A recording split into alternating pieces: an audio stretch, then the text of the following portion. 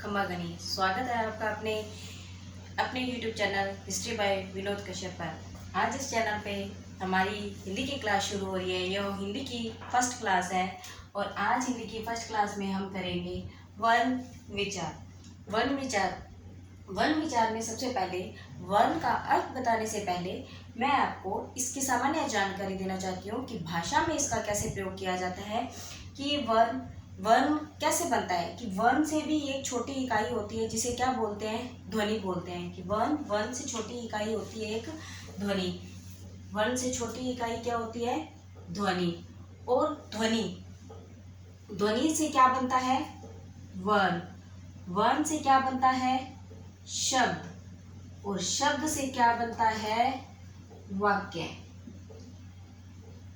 वर्ण को बताने से पहले मैं आपको ये बताना चाहती हूँ कि ये ध्वनि है, इसको उच्चारित भाषा की सबसे छोटी इकाई बोलते हैं। ध्वनि को क्या बोलते हैं, उच्चारित भाषा की सबसे छोटी इकाई। उच्चारित भाषा की सबसे छोटी इकाई क्या बोली जाती है, ध्वनि बोली जाती है। अब उच्चारित छोटी इकाई मतलब अब जो मैं बोल रही हूँ, उच्चारण कर रही हूँ, ठीक है, तो ये ध्वनि है। ठीक है, ये ध्वनि है और ये सबसे छोटी इकाई कहलाती है ध्वनि। और इसी ध्वनि को जब लिखित रूप दे दिया जाता है, इसी उच्चारित ध्वनि को जब लिखित रूप दे दिया जाता है, तो लिखित रूप में भाषा की सबसे छोटी इकाई, लिखित रूप में भाषा की सबसे छोटी इकाई क्या कहलाती है, वर्ण कहलाती है। सबसे छोटी इकाई क्या कहलाती है, वर्ण कहलाती है। और इन वर्णों को ही जोड़कर क्या बनाया जाता है, शब्द। और शब्द कैसे होते हैं, सार्थक। और इन सार्थक भाषा की सबसे छोटी इकाई, सार्थक भाषा की सबसे छोटी इकाई क्या कहलाती है, शब्द कहलाती है। सार्थक भाषा की सबसे छोटी इकाई क्या कहलाती है, शब्द कहलाती है। अब इन शब्दों को जोड़कर क्या बनाया जाता है, वाक्य बनाया जाता है। शब्दों को जोड़कर क्या बनाया जाता है, वाक्य। और जब वाक्य बन जाता है तो ये भाषा की क्या बन जाती है, पूर्ण इकाई बन जाती है। क्या बन जाती है, भाषा की पूर्ण इकाई। इसलिए इसको क्या बोलते हैं, भाषा की पूर्ण इकाई। सभी एग्जाम्स में यहाँ से क्वेश्चन पूछा जाता है और ये सामान्य जानकारी है कि ये ऐसे पूछा जा सकता है, उच्चारित भाषा की सबसे छोटी इकाई क्या है, ध्वनि। और ये क्वेश्चन ऐसे आता है कि लिखित रूप में भाषा की सबसे छोटी इकाई को क्या कहते हैं, वर्ण। सार्थक भाषा की सबसे छोटी इकाई को क्या बोलते हैं, शब्द। और भाषा की पूर्ण इकाई को क्या कहा जाता है, वाक्य। अब मैं आपको ये बताती हूँ, ध्वनि क्या है, जो मैं बोल रही हूँ, उच्चारित कर रही हूँ, उसको क्या बोलते हैं, ध्वनि। और इसी ध्वनि को अगर मैंने लिखित रूप दे दिया तो उसको क्या बोलते हैं, वर्ण। और वो जो एक एक वर्ण को जोड़ के जो शब्द बनाया जाएगा सार्थक, उसको क्या बोलेंगे, शब्द। और उन शब्दों को 3-4 शब्दों को एक साथ प्रयोग करके एक सार्थक वाक्य बना दिया जाएगा तो क्या कहलाएगा, पूर्ण वाक्य। अब मैं आपको बताती हूँ वर्ण विचार में सबसे पहले वर्ण का अर्थ। क्या बताती हूँ, वर्ण का अर्थ, कि वर्ण क्या होता है। वर्ण का अर्थ भाषा की, जैसे मैंने आपको बता ही दिया है कि ध्वनि की लिखित रूप को, सबसे पहले मैंने आपको बताया उच्चारित भाषा की छोटी इकाई ध्वनि कहलाती है। और उस ध्वनि की लिखित रूप को क्या, ध्वनि के लिखित रूप को क्या कहते हैं, वर्ण कहते हैं। तो मैं यहाँ पे लिख देती हूँ कि ध्वनि के लिखित रूप को, ध्वनि के लिखित रूप को, या ऐसे भी आ जाता है लिपि चिन्हों को, लिपि चिन्हों को वर्ण कहते हैं। ध्वनि के लिखित रूप को या लिपि चिन्हों को वर्ण कहते हैं। जैसे अब अपनों ने ये क्या लिखा है, लिपि। ये शुद्ध शब्दों में पूछा जाता है कि लिपि कैसे लिखते हैं। ये लिपि शब्द शुद्ध है, इसको देखना, बहुत सी गलतियां होती है यहाँ पे लिपि लिखने में। ये लिपि शुद्ध शब्द है। अब जैसे लिपि लिखा जाता है, इसी की तरह ही निधि, विधि, तिथि, रिद्धि, सिद्धि, ऐसे शब्द लिखे जाते हैं जिनमें छोटी मात्राएं आती है और ये ध्यान देने वाली बातें हैं कि ये इस तरह से लिखे जाते हैं। रिद्धि, सिद्धि, तिथि, ठीक है। तो ये शुद्ध शब्दों के लिए ये मैंने आपको 3-4 जो शब्द हैं वो बताए हैं। अब मैं आपको ये बता दिया वर्ण, वर्ण क्या होता है आपको पता चल गया। अब आपको ये पता होना चाहिए कि हिंदी में कितने वर्ण होते हैं। हिंदी में कुल कितने वर्ण होते हैं? हिंदी में कुल कितने वर्ण होते हैं? 44। कितने वर्ण होते हैं? 44। 44 वर्ण कैसे लेकर मैं तक। और इन 44 वर्णों को 2 भागों में बांटा गया है। कितने भागों में बांटा गया है? 2 भागों में बांटा गया है। वो 2 भाग कौन कौन से हैं? एक तो स्वर और एक क्या है? व्यंजन। एक क्या है? स्वर और एक क्या है? व्यंजन।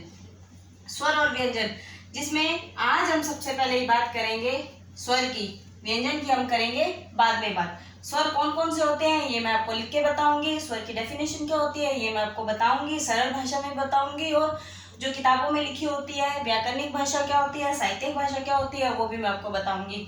इसलिए आपको जितना मैंने बताया आशा करती हूँ कि आपको समझ में आ रहा होगा। अब हम सबसे पहले बात करते हैं स्वर। किसकी बात करते हैं वर्ण विचार में? स्वर। स्वर कितने होते हैं इसमें बहुत कंफ्यूजन रहता है। हिंदी भाषा में स्वर कितने होते हैं? 11। कितने होते हैं? 11। अब ये 11 स्वर कौन कौन से होते हैं? हिंदी भाषा में स्वर कितने होते हैं पहले मैं आपको ये बता देती हूँ सिंपल कि 11 स्वर होते हैं। लेकिन इन स्वर बोलते किसे हैं ये तो पता होना चाहिए हमें सबसे पहले कि स्वर किसे बोलते हैं, स्वर की परिभाषा क्या है, ये तो हम सबको पता होना चाहिए ना कि स्वर की परिभाषा क्या है। सिंपल सीधे शब्दों में मैं बता रही हूँ, साधारण शब्दों में आपको ये बात बता रही हूँ कि स्वतंत्र रूप से उच्चारित ध्वनि, जिस ध्वनि में हम किसी भी चीज का सहारा नहीं लेते हैं उच्चारण करते वक्त, उसको क्या बोलते हैं? स्वर बोलते हैं। एक बार फिर से बता देती हूँ, स्वतंत्र रूप से उच्चारित ध्वनि स्वर कहलाती है। अर्थात जिस ध्वनि के उच्चारण में हम किसी की भी मदद नहीं लेते हैं उसे क्या बोलते हैं? स्वर बोलते हैं। ये तो है सिंपल हमारे समझने के लिए। लेकिन जो व्याकरणिक भाषा में इसे क्या बोला जाता है, व्याकरणिक भाषा में कैसी परिभाषा आती है वो मैं आपको बताती हूँ। जिस ध्वनि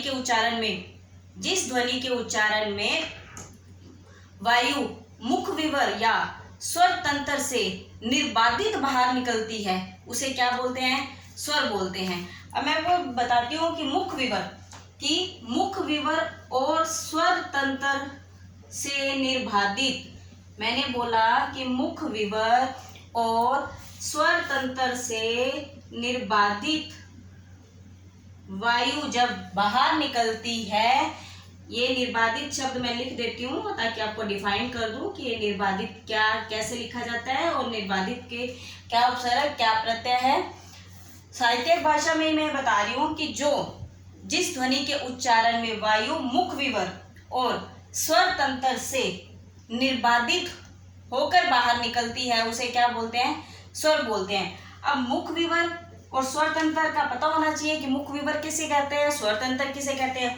मुख विवर जीभ, तालु, होठ, ये होते हैं ना जो मुख के अंदर, जीभ, तालु, होठ, है ना, इन सबको बोलते हैं मुख विवर। और स्वर तंत्र कंठ से जो आवाज निकलती है उसको बोलते हैं स्वर तंत्र। क्या बोलते हैं? स्वर तंत्र। ठीक है। तो मुख विवर मतलब कि जिसमें हम ना तो जीभ, तालु, होठ, कंठ किसी भी चीज का सहारा नहीं लेते हैं, इनसे बिना बाधित हुए, मतलब कि ये बाधा नहीं पैदा करते हैं और वो ध्वनि मुख से निकलती है उसे क्या बोलते हैं? स्वर बोलते हैं। ठीक है, ये तो थी स्वर की परिभाषा। अब निर्बाधित मतलब बाधा रहित, इसका अर्थ है बाधा रहित। निर्बाधित का अर्थ क्या है? बाधा रहित। इसलिए मैंने इसको लिखा ताकि आपको इसका अर्थ समझ में आए कि क्या है ये बाधा रहित। अब निर्बाधित का मैं आपको बता देती हूँ, इसमें निर उपसर्ग, बाधा मूल शब्द और इत प्रत्यय लगा हुआ है जिससे क्या बना है? निर्बाधित शब्द। ठीक है। अब मैं आपको ये बता रही हूँ कि मैंने निर्बाधित का अर्थ आपको बता दिया कि बाधा रहित। ठीक है, बाधा रहित की जब हम स्वर बोलते हैं हमें किसी भी प्रकार की कोई भी बाधा उत्पन्न नहीं होती है वो क्या होते हैं? स्वर। अब मैंने आपको बताया कि स्वर कितने होते हैं? 11 स्वर होते हैं। उन 11 स्वरों को हम यहाँ पे लिखते हैं, फिर आगे बात करेंगे 11 स्वर कौन कौन से होते हैं। ए, आ, ई, उ, री, ए, आई, ओ और औ। अब मैं आपको इन स्वरों की मात्रा लगा के बता देती हूँ कि स्वरों की कौन कौन सी मात्रा होती है। जैसे आ की ये डंडी वाली मात्रा होती है, छोटी ई की ये मात्रा होती है, बड़ी ई की ये मात्रा होती है, छोटे ऊ की ये मात्रा होती है, बड़े ऊ की ये मात्रा होती है, री की ये मात्रा होती है, ए की ये मात्रा होती है, आई की ये होती है, औ की ये होती है और औ की ये होती है। ये सब क्या है? मात्राएं। अब आप एक बात को नोट कीजिए कि मैंने इन सब के मात्राएं लगा के आपको बता दिया कि किसकी कौन सी मात्रा है, लेकिन ए के कोई भी मात्रा नहीं लगाई है। तो आप ये पूछोगे कि मैडम ए की कोई मात्रा होती है या नहीं होती है? ए की कोई मात्रा नहीं होती है। जो ये ए है ये मात्रा रहित स्वर है। क्या? मात्रा रहित स्वर है, कि इसमें मात्रा नहीं होती है। अब ए में मात्रा नहीं होती है तो अब आपको ये पता, मैंने आपको ये बताया है कि स्वर कितने होते हैं? 11 स्वर मैंने आपके सामने लिखे, फिर मैंने आपको सबकी मात्रा लगा के बताई। और अब मैं आपसे एक क्वेश्चन पूछूं कि आप मुझे ये बताओ कि मात्रा के आधार पर स्वर कितने होते हैं? मात्रा के आधार पर स्वर कितने होते हैं? तो आप सबका उत्तर क्या आएगा? अगर आप सबने इस बात को ध्यान नहीं दिया है कि मैंने क्या बताया है, तो आप ये बताओगे कि मात्रा के आधार पर अपने को क्या दिखा? सिर्फ स्वर दिखा है। तो आप क्या बोलोगे कि मैडम 11 स्वर होते हैं, लेकिन नहीं, यही क्वेश्चन आपका पेपर में गलत हो जाएगा। जब पेपर में करोगे तो ये सही है, और जब बाहर आके वो आंसर की आएगी तो वो आरपीएससी क्या मानेगी कि मात्रा के आधार पर स्वर तो 10 होते हैं। आप रिट लगाओगे कि नहीं, स्वर तो 11 होते हैं, ये तो गलत है। लेकिन ऐसा नहीं है कि मात्रा के आधार पर स्वर कितने होते हैं? 10 होते हैं। कैसे 10 होते हैं? मैंने आपको सबकी मात्रा लगा के बताई, लेकिन एक जो ये ए है जिसके मात्रा नहीं होती है, इसको छोड़ दिया तो बाकी मात्रा वाले स्वर कितने हो गए? 10। अब समझ में आया कि स्वर वैसे कितने होते हैं? 11। मात्रा के आधार पर स्वर कितने होते हैं? 10 होते हैं। एक चीज और बताना चाहूंगी मैं आपको कि इन स्वरों में जो ये री है, इस चीज को हमें समझना है। ये री मैं आपको बताती हूँ। देखो कि इस री को अपने लिखते हैं तो इसको कैसे उच्चारित करते हैं, कैसे बोलते हैं। अब मैंने यहाँ पे ये लिखा री। बहुत से बच्चे इस री को क्या उच्चारित करते हैं? र। इसको र उच्चारित नहीं करते हैं। इसका उच्चारण सही क्या होता है? री। क्या उच्चारण सही होता है इसका? री उच्चारण सही होता है। अब इस री को, री की मात्रा कैसे, री की मात्रा किसमें लगती है? व्यंजन में। री की मात्रा किसमें लगती है? व्यंजन में। जैसे ये क्या है? कै। कै क्या है? एक व्यंजन है। अभी मैंने आपको स्वर बताया, लेकिन मैं आपको आगे व्यंजन भी बताऊंगी कि व्यंजन क्या होते हैं। लेकिन मैं आपको यहाँ पे एक बार ऐसे सामान्य में बता रही हूँ कि ये क्या होते हैं? व्यंजन। ये क्या है? क्या है? व्यंजन। अब इस व्यंजन में इस री की मात्रा कैसे लगाएंगे? ऐसे गोल करके। ये गोल करके क्या है? ये क्या है? री की मात्रा है। क्या है? ये री की मात्रा। और एक बात ये ध्यान रखो कि जहां भी, जिस भी शब्द में ये री की मात्रा होगी, वो शब्द हमेशा तत्सम, 100% तत्सम शब्द होंगे। अब आपको ये तत्सम और तद्भव में भी ये पहचान हो जाएगी कि जिस भी शब्द में जो ये री आएगा वो कौन सा शब्द है? तत्सम। जैसे अपने लिखते हैं कृष्ण। क्या लिखते हैं? कृष्ण। अब आपको ये पता होना चाहिए ये कृष्ण कैसा शब्द है। आपको 100% इसकी जानकारी है कि जिसमें ये वाला री की मात्रा आ गई वो कौन सा है? तत्सम शब्द। इसको कृष्ण बोलते हैं, कृष्ण। और इसका तद्भव क्या होता है? कान्हा। क्या होता है? कान्हा। ठीक है, ये आपको जानकारी अच्छी लगी है तो वीडियो को लाइक और शेयर जरूर करना। अब अपने बात करते हैं स्वरों का। मैंने आपको मात्रा के आधार पर स्वर बताया कितने हैं? 10 होते हैं। लेकिन अब आप ये इस बात का ध्यान देना कि मात्रा काल के आधार पर, मात्रा काल के आधार पर स्वरों का वर्गीकरण। मात्रा काल के आधार पर स्वरों का वर्गीकरण। अब मैं यहाँ पे ये लिख रही हूँ, बीच में इस शब्द को ध्यान देना है। ये क्या है? काल। काल मतलब समय। समय के आधार पर, मतलब जब बोलते समय कितना समय लगता है उसके आधार पर स्वर को कितने भागों में बांटा गया है, उसके आधार पर मात्रा काल के आधार पर स्वर को कितने भागों में बांटा गया है? 3 भागों में बांटा गया है। और वो 3 भाग कौन कौन से हैं वो मैं आपको यहाँ लिख के बताती हूँ कि मात्रा के काल के आधार पर स्वर कितने प्रकार के होते हैं। एक है ह्रस्व, जिसको बोलते हैं लघु। क्या बोलते हैं? लघु। और इस लघु की मात्रा कौन सी होती है? ये। और इस निशान को बोलते हैं, इसको जो ये मैंने लगाया है इसको क्या बोलते हैं? खड़ी पाई। क्या बोलते हैं? खड़ी पाई। खड़ी पाई। अभी मैं बताऊंगी आपको आगे कि ये ह्रस्व स्वर जिसको क्या बोलते हैं? लघु स्वर बोलते हैं। और इसी को ही जो ये लघु स्वर ह्रस्व स्वर है इनको ही क्या बोलते हैं? मूल स्वर। क्या बोलते हैं? मूल स्वर। और इनको ही क्या बोलते हैं? एक मात्रिक स्वर बोलते हैं। इसके कितने नाम हो गए आप देखो, कितने नाम हो गए? 4 नाम हो गए। अब आपको ये ध्यान देना है कि इसके कोई वो कुछ भी पूछ सकता है, पेपर में कोई भी एक नाम दे सकता है। ह्रस्व स्वर कितने होते हैं? 4 होते हैं। लघु स्वर कितने होते हैं? 4 होते हैं। मूल स्वर कितने होते हैं? 4 होते हैं। और एक मात्रिक स्वर कितने होते हैं? 4 होते हैं। अब आपको ये भी पता होना चाहिए कि एक मात्रिक स्वर भी 4 होते हैं। अब मैं ये चारों स्वर आपको लिख के बता देती हूँ कि ये ह्रस्व स्वर कौन कौन से हैं और ये मूल स्वर कौन से हैं, एक मात्रिक स्वर कौन से हैं, ये मैं आपको लिख के बताऊंगी। लेकिन दूसरे नंबर का स्वर कौन सा है? दूसरे नंबर पे आता है दीर्घ स्वर। दूसरे नंबर पे कौन सा आता है? दीर्घ स्वर। दूसरे नंबर पर आता है दीर्घ स्वर। अभी आपको बताऊंगी, लिख के बताऊंगी, फिर आपको पता चल जाएगा। दीर्घ स्वर। दीर्घ स्वर को क्या बोलते हैं? गुरु स्वर। दीर्घ को अर्थ होता है बड़ा भी होता है, दीर्घ का क्या अर्थ होता है? बड़ा भी होता है। और दीर्घ को क्या बोलते हैं? गुरु। क्या बोलते हैं? गुरु। और गुरु इसमें इसकी मैंने मात्रा बताई आपको, क्या? ये डंडी। डंडी को क्या बोलते हैं? खड़ी पाई। इसको क्या बोलते हैं? गुरु। गुरु की मात्रा क्या होती है? ये। और इस चिन्ह को क्या बोलते हैं? अवग्रह चिन्ह। क्या बोलते हैं? अवग्रह चिन्ह। ठीक है, इसको क्या बोलते हैं? अवग्रह चिन्ह। आशा करती हूँ कि आपको समझ में आ रहा होगा। तीसरा है इसमें प्लुत स्वर। क्या है ये? प्लुत स्वर।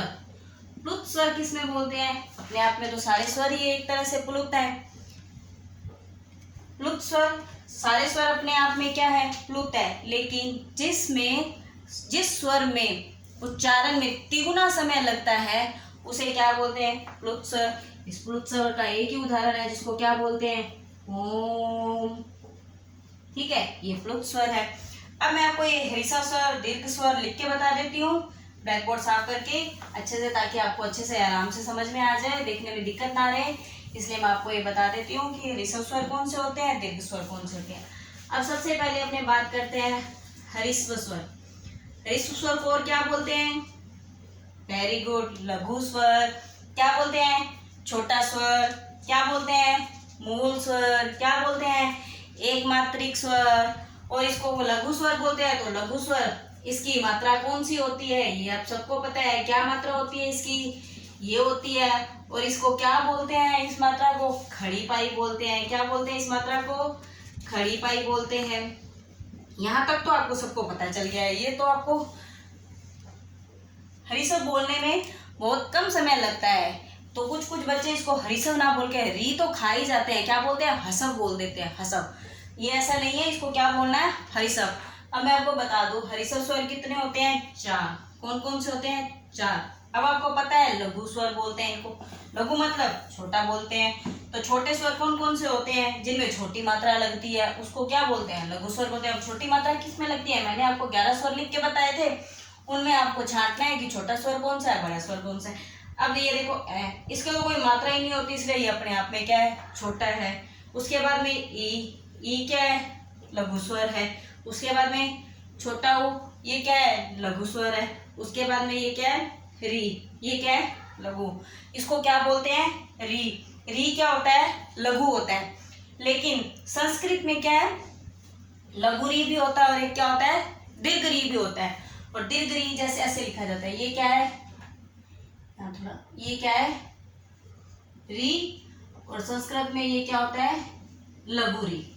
ठीक है, लेकिन हिंदी में एक ही री उपयोग होता है, इसलिए इसको क्या बोलते हैं, री। ये तो थे ह्रस्व स्वर।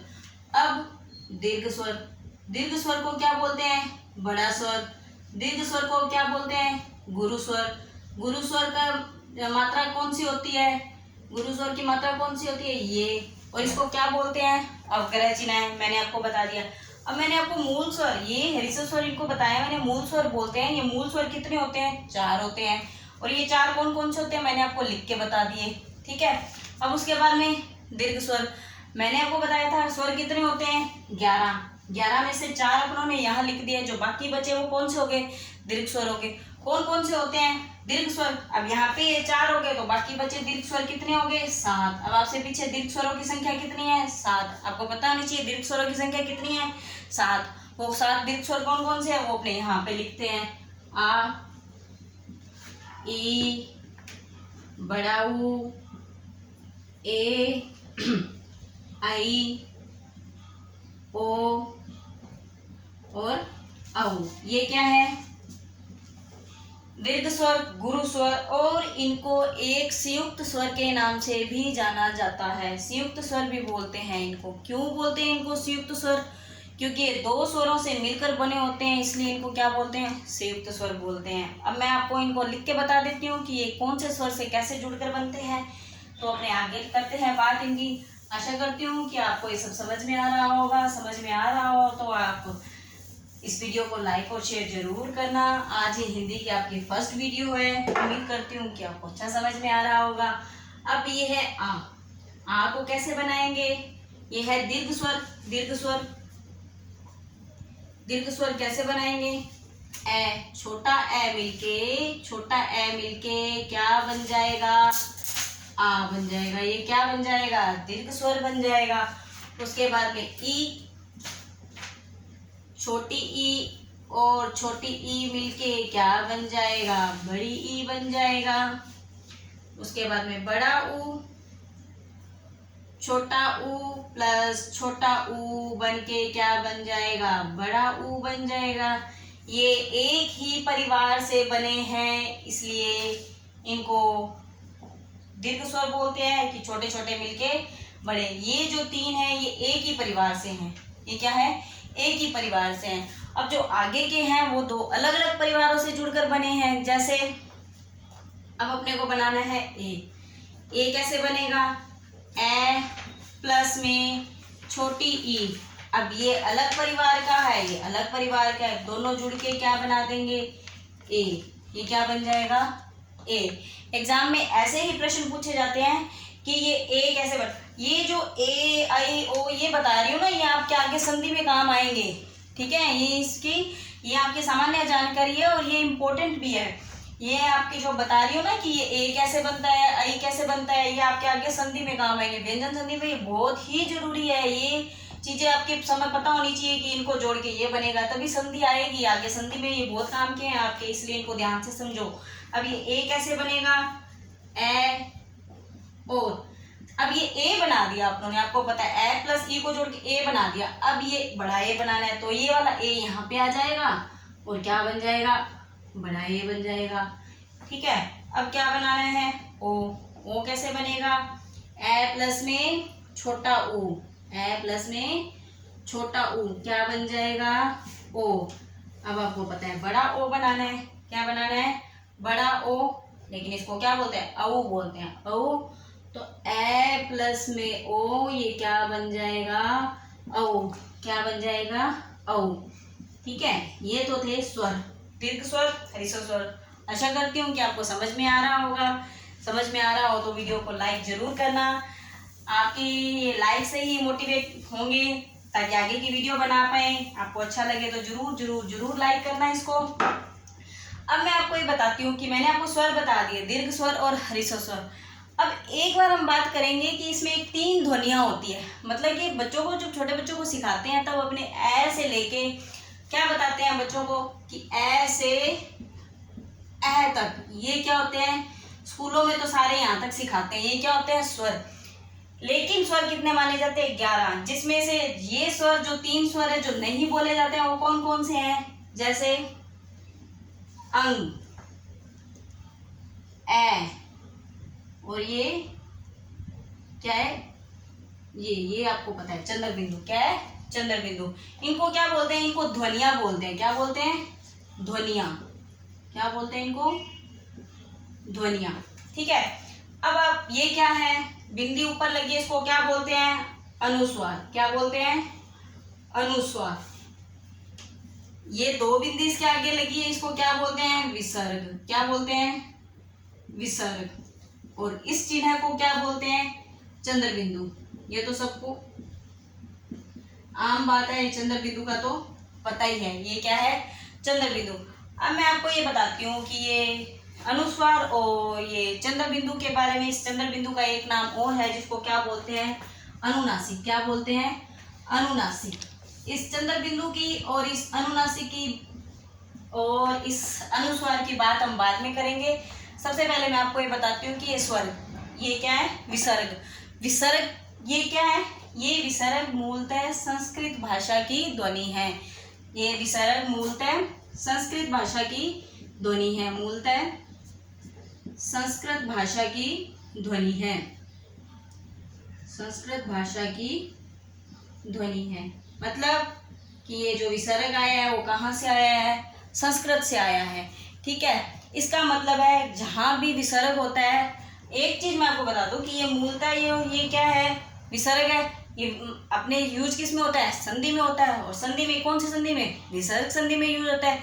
अब आपको ये पता होना चाहिए कि विसर्ग संधि में ये शब्द जो यूज होते हैं, विसर्ग संधि में लगते हैं। एक चीज आपको यहाँ पे, जैसे मैंने आपको पीछे बताया कि जो री की मात्रा आती है, ठीक है, जो री की मात्रा के शब्द होते हैं वो क्या होते हैं, तत्सम। अब आपको ये भी पता होना चाहिए कि विसर्ग संधि में जो ये विसर्ग वाले शब्द होते हैं ये भी क्या होते हैं, तत्सम शब्द होते हैं। विसर्ग वाले जो शब्द होते हैं वो क्या होते हैं, तत्सम शब्द होते हैं। इनका मतलब जहां भी विसर्ग आएगा, जिस भी शब्द के पीछे विसर्ग आएगा वो क्या होंगे, तत्सम शब्द होंगे। जैसे मैं आपको 3-4 शब्द लिख के बता देती हूँ विसर्ग वाले। अंतःपुर, अंतःपुर, प्रातःकाल, प्रातःकाल, दुख। ऐसे और भी बहुत सारे शब्द हैं जो विसर्ग लगते हैं और ये संस्कृत भाषा की मूल ध्वनि है और ये विसर्ग संधि में ही यूज होते हैं। ठीक है, दुख को अच्छे से लिख देते हैं।